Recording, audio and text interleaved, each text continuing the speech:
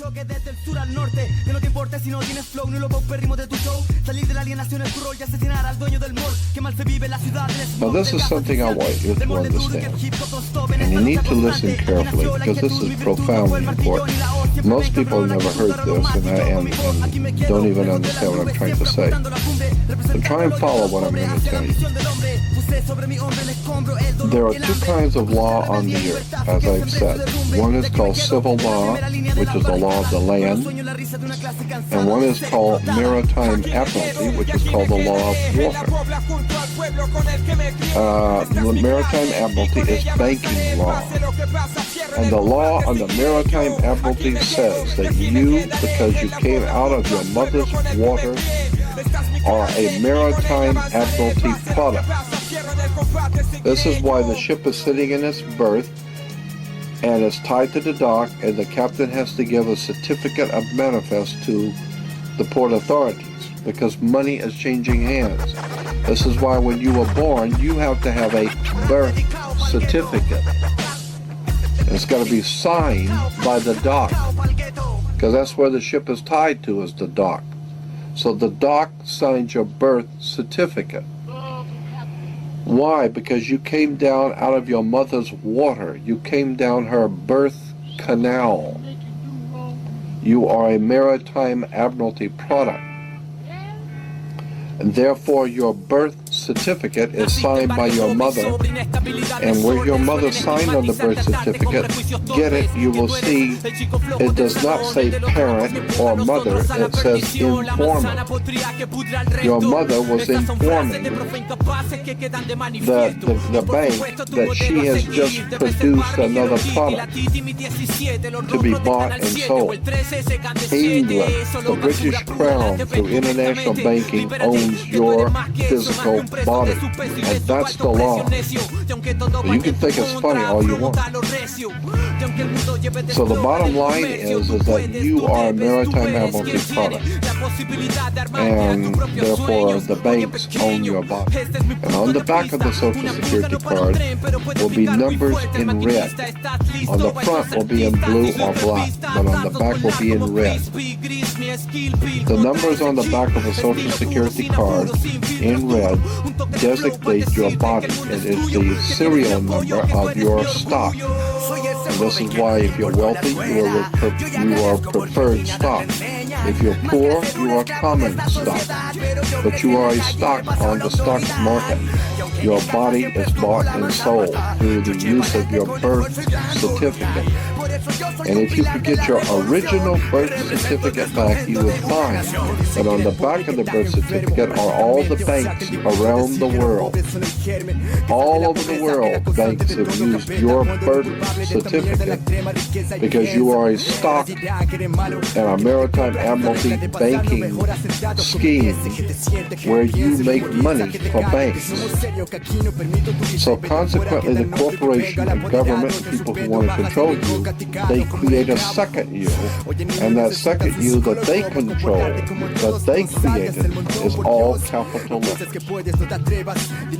Check it out. Anytime you get a bill, get a lawsuit, you get a fine, a ticket, somebody sends you a bill from the Department of Water and Power, check it out on your driver's license, on your Social Security card, on your insurance card, anything, period, anything having to do with business, your name will always be in all capital letters, because only all capital letters can be dealt with by the government. Anytime you have a name upper or lowercase, that applies to you. I got no control over you. You sign a contract in which your name is in all capital letters, now I take it to court. Now I can take it. As a matter of fact, you need to wake up and find out how this stuff really works. Because once you understand that you don't need to submit yourself as an American to a British commercial venture called courts. You're an American. You don't need to go to court. And somebody, you only go to court because you agreed to go to court. When they send you a subpoena to court or summons to court, or they've sent you something, you look at it and say, hey, Jack, that's not me. That's in all capital letters. All capital letters in a corporation. It's a corpse. It's dead. Do I look like I'm dead to you? No, I'm an American, Jack. I ain't dead. And besides, I'll go to an American system for justice. I don't need no British Grand Lodge Masonic system called courts. This British Grand Lodge Freemasonic system called Inns of Court comes out of England. And it has manipulated, exploited, and lied to the people. And everybody in America thinks they gotta go to court. Oh, the judge they've sent me something that I've gotta go to court. I don't go to anybody's court. I'm an American. I don't need to go to court. That's the difference between being a free man and a slave. Very soy ganador desde que lo tomo en serio. Revienta el cipher si copias un guapo. Aquí voy yo, estilo pura dinamita en la pista siente el boom. Aquí voy yo, revienta el cipher con más flavor. Aquí voy yo, estilo pura dinamita en la pista siente el boom. Aquí voy yo, yeah, más flavor. Blue rock the party, big boy no party, big girl ser de la feria entre piso y el aire. Estilo te tira, me encanta quiebre 3 meses, son más de 13 giros, no lo creo, parece ya no lo puedo contar, son infinitos. En el piso un pedazo, yo vaya a calentarse a dicho. La radio y un break, el breaker, yo like it. Súbele el volumen, jaque mate, cheque. Una toma se asoma, te toma por sorpresa, mismo subiendo como locomotora, pasa por el como el disco dona, la zona, yeah.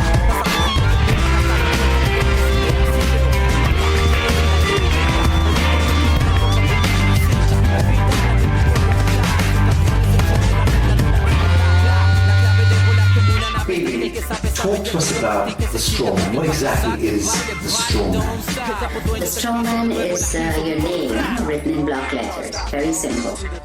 It was done at birth. What the government did, or the corporations now, not government, what they did is they took your birth certificate and made a second birth certificate with a trust, a Cestui Que Vie trust.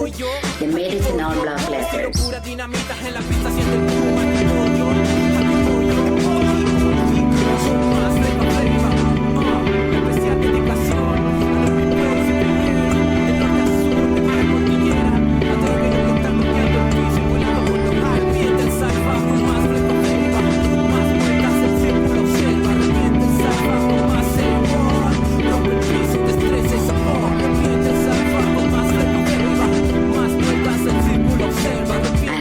For them to interact with you, they have to interact with you as a fiction, because they're all corporations. Corporations cannot interact with real people. So they made a straw man. They call it a straw man because it has no soul and is spiritually dead. So let's break this down. You're born in the hospital room, a certificate of live birth is issued. What happens is that she has to register the child's birth. She has to go to the registration office and register. If she does not register, she will be taken to court according to what the law is saying. They take the birth certificate that she registered as an informant then that she has the child, and they made a duplicate in all block letters. She didn't, they did. So they turned the living child now into a trust, into a fiction. Trust, yes. Which has a certain value allocated to it. Value, yes. Millions of dollars or pounds. And that trust, let's call it a bond, because that effectively becomes traded thereafter. Yes, it becomes warehouse bond for money.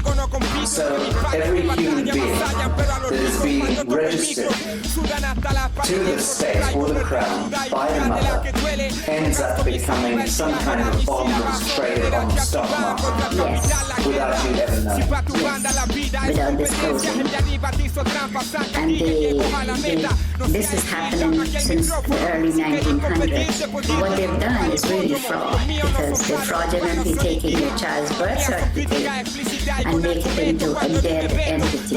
The dead entity birth certificate is making billions of pounds or dollars, depends on which country you're in. So your straw man is considered a dead entity and the corporation can interact with it.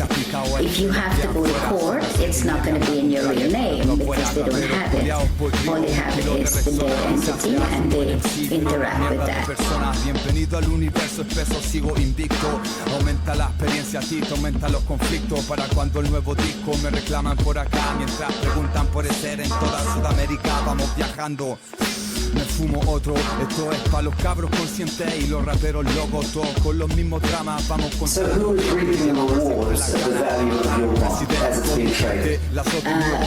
I would say the Federal Reserve, which belongs to the royal family, and the HMRC, IRS, these are the people where your money goes once you are registered.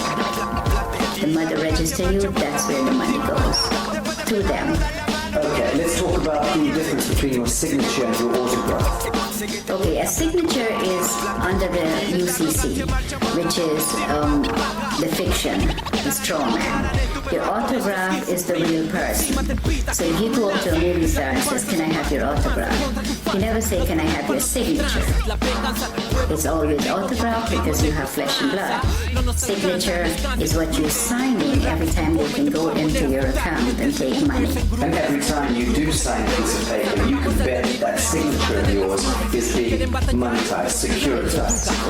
It is by the bank, by everybody that you, wherever you sign, credit cards, everything that you sign, they get funds off in your trust fund from that birth certificate. Okay, so these are fees and all sorts of things and invisible costs are being discharged against your birth fund in that sense. Yes. Without you ever knowing about it. Without you ever knowing about it, yes. It was never disclosed to you.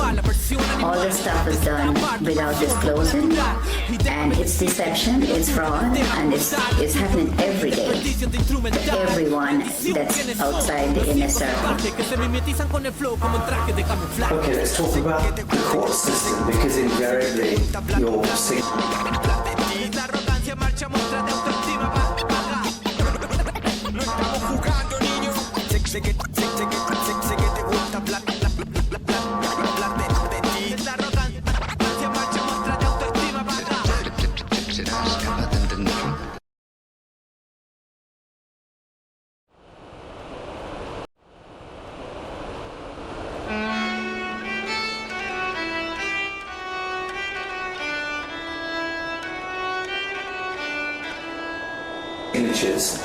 talk about the court system, because invariably your signatures lead you into a courtroom at some point, you know, whether it's for and under the aegis of the court system, whether it's a marriage, a birth, a death, a registration of land, whatever.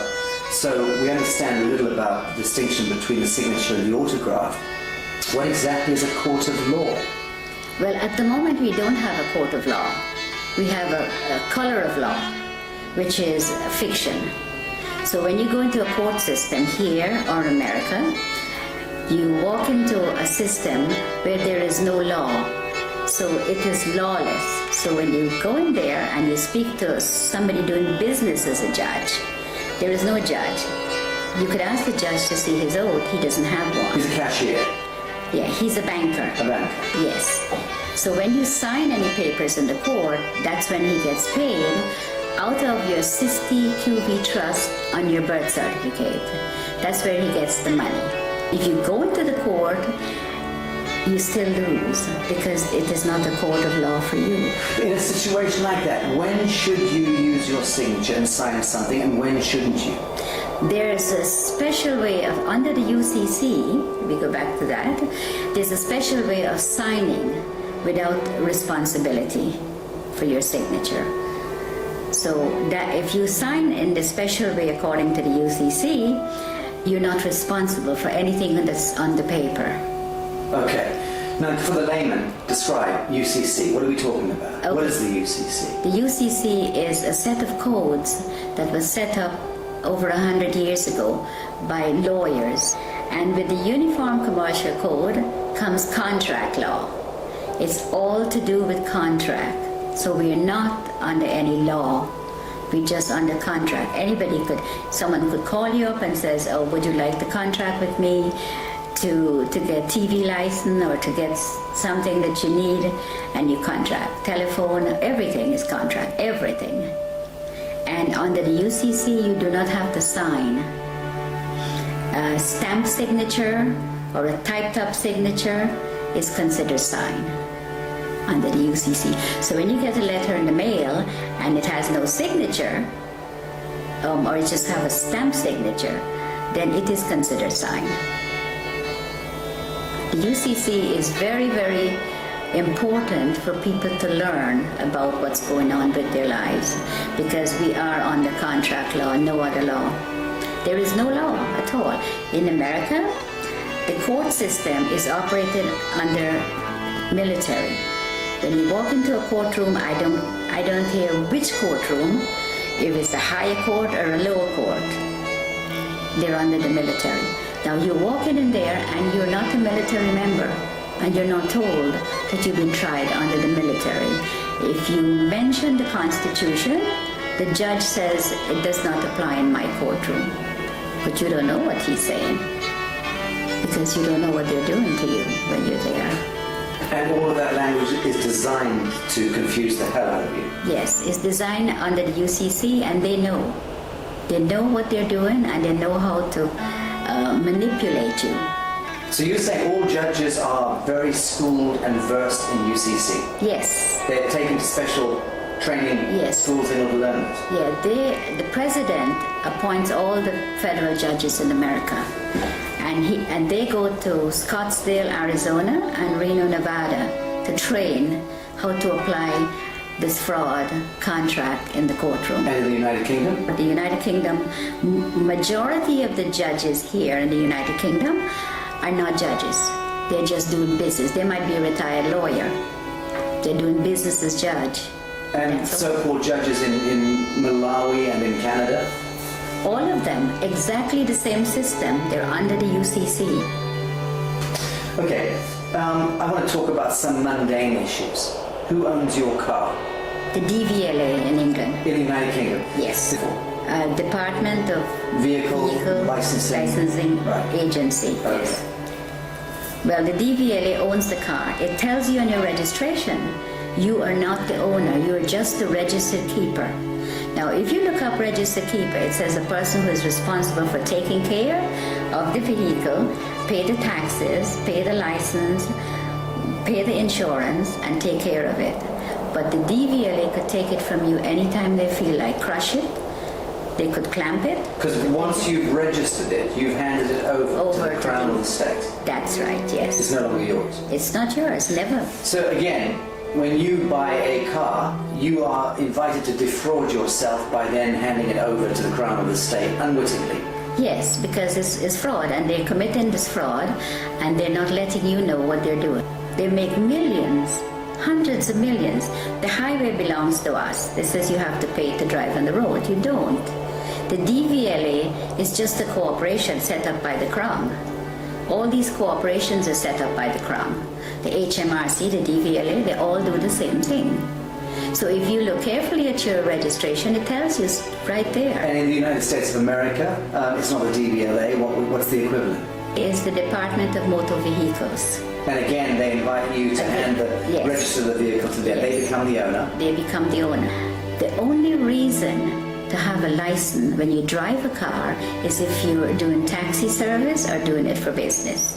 But if you're driving for your personal use, going to work, going to the market, take your family out, going on vacation, that you don't require a license. There is no law that requires you. You can move about the surface of the earth unmolested. Yes. That's law. That is the law. Yes, that is the law. But that's not what they're telling you. But these fictions, these costumes, these people wielding batons and guns and tasers, they've somehow been given license by the government to apprehend you, arbitrarily stop and search you, terrorize you, rip you out of your vehicle. Who gave the traffic enforcement officers the right to stop and apprehend people going about their God-given business? The corporations that they're under. The police are not constables. And the Queen took an oath to represent the sovereign people, which she's not doing. She's now a corporation herself. So the police is under corporate. They're not constables. Constables are the people that beats the street and get to know your neighborhood and speak to the people. Keeps the peace. Keeps the peace, yes. But they're not constables. They're corporate police. If you call a police officer and you know whose side they're on, if you call a police officer and the bailiff is at your door, they will tell you they cannot come because it's a civil matter. But if the bailiff calls them, they will come. That means that they're not working for you, period. They're working for the parent corporation. They're working for the corporation, yes. They're corporate police. How many of the police do you think know this and understand this distinction? I think 90%. Do you really? I do. In the United States and in... And here, yes. Yes, 90% of the police know they're corporate police. But surely then they understand that they are in serious breach of their foundational oath, and they should thereby surely understand that the Queen of England is in serious breach of her coronation oath, which requires her to intervene if her parliament or government is conducting any cruel and unusual punishments against the people. And it's my understanding that being stopped going about your business in the street and dragged out of your vehicle and beaten with a baton for whatever reason, that to me by definition is cruel and unusual punishment. Okay, but they're given that permission to do that by the corporation they're in. They are given. If they were not given that permission, they could not have done that. They could not drag you out of your car or molest you or take you to the station for no reason. But it's not a law that gives them the right, it's a statute, it's a technocratic words on paper, statutes that have allowed them contractually to go ahead and beat the citizenry, right? Yes. But it's not lawful. No, it's not. It's entirely unlawful. It's legal and it's fraudulent activities, and they're being backed up by their corporate headquarters, so you cannot win because there's always somebody there to protect them, and they know that. So let's drill down into this. A policeman is there and should be able to respond to a living soul doing injury against another living soul. If they witness that, they have every right to intervene. In the same way that you and I can conduct a citizen's arrest. If we see that somebody's being harmed, we should step in and try to intervene. But that's really as far as it goes. They have no business trying to commercialize human beings and penalize us for walking across streets or for not stopping at an amber light or whatever. All of that stuff is just nonsense dreamt up by the corporation. It is. Right. Yes, it is. It's all fraud.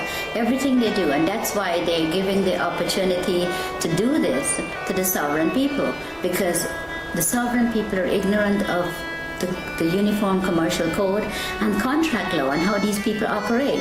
They go into the court and they do the same thing. You tell them, don't go, even if you don't go into the court, they still fine you for the same thing as if you go into the court. But if you go into the court and the police takes you there, you never win unless you know the law. And they know that you do not know the contract law and that you're under contract and you're walking into a trap. You go in there and the police or whoever is going in there with you, it's always, they're the ones who win. You never win.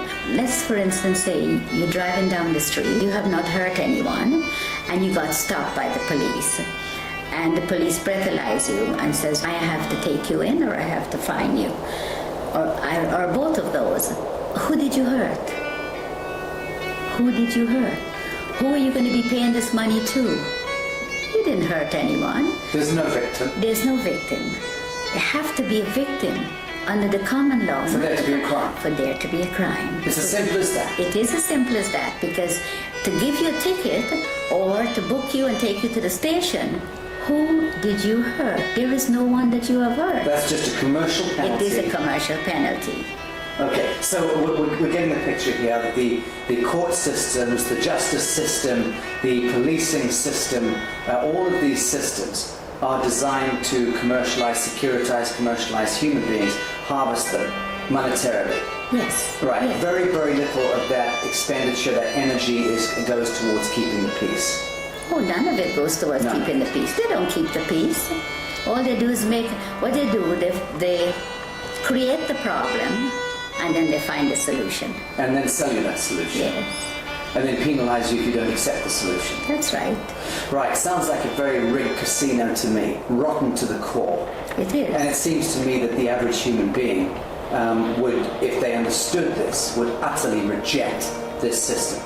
Of course. If they understood it. Of course. But of course most people are completely indentured to it, Yes. are mind controlled, Yes. reading the newspapers, watching the television, and repeating verbatim the bullshit that's talked to them. Yes. So the truth is, it seems to me that human beings are not predisposed toward hurting one another. We don't enjoy going to war. No. We don't enjoy Yeah. hurting each other. In the main, most people get along and just want to get along. Of course. But the systems conspire Yes. with a model of scarcity economics and drive war and disease and poverty. Of course. That's the only way they can make money. When this prime minister said she's going to give 300 billion to the common market, where do you think she's getting the money? Not from your wages that you pay taxes on. That's a different set of money.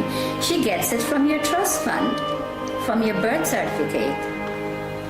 That's where they get the money to build the roads and do everything you could think of. So they're discharging billions and billions and billions of dollars against our birth bonds without Yes. ever disclosing that to her, course. without there ever being an audit or any accounting for it. Of course, because nobody's asking. Right. And even if you do ask, they give you a hard time to tell you about it.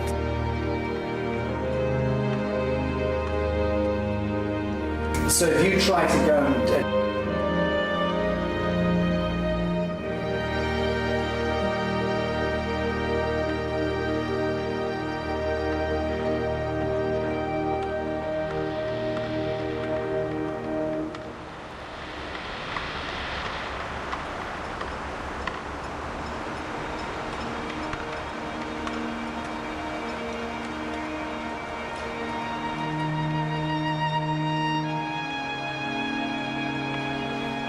llamado el trono.